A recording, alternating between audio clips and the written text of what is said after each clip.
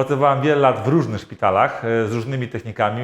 Z panem Grzegorzem to przynajmniej z 7 lat pracowaliśmy razem w jednym z warszawskich szpitali. W czasie, kiedy się nie widzieliśmy, pracowałem jeszcze w wielu placówkach, w których były wykonywane zdjęcia rentgenowskie.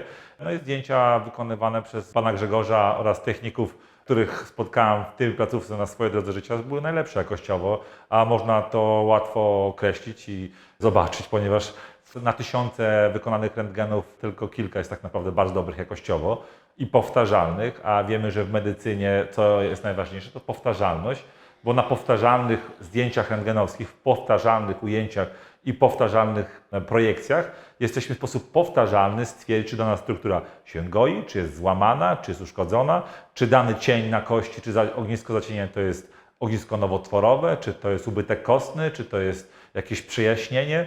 I jeżeli na przykład w przeciągu lat mamy obserwować daną zmianę w kości, a robią to różni technicy w różnych projekcjach i rotacjach, to nie jestem w stanie, myślę, że żaden też lekarz nie jest w stanie określić, czy dana zmiana się rozwija, zwiększa swoją objętość, zmienia swoją strukturę, czy jest zmianą nowotworową, czy tylko tak zwanym znaleziskiem rentgenowskim.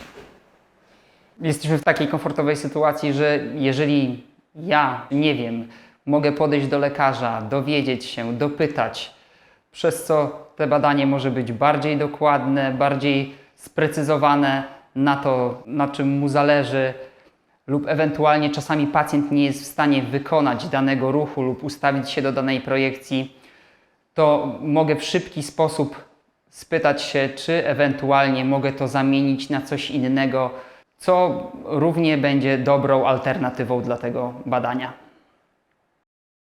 W Life'ie to, co jest wyjątkowe, to to, że tak naprawdę mamy bezpośredni kontakt z technikiem, który wykonuje zdjęcia.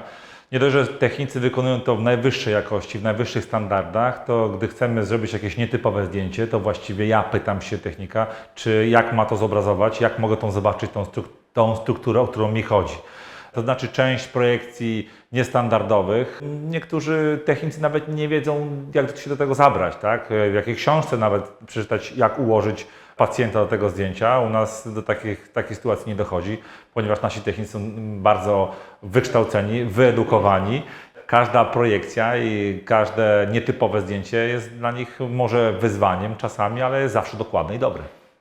Zdjęcia rentgenowskie wymagają również skierowań od lekarskich, dlatego że jest to potencjalnie badanie szkodliwe. Trzeba w sposób taki pisać na zleceniach, tak? Natomiast nie zawsze zdarza się, że napiszemy dokładnie, nie zawsze zdarza się, że te sekwencje są opisane w sposób prawidłowy i wtedy, jeżeli mamy bliski kontakt z technikiem, to wręcz bezpośrednio możemy to zmodyfikować, poprawić, tak aby było nie tylko dobrze, jeżeli chodzi o samo zdjęcie, bo tego się nie boję, ale również prawnie.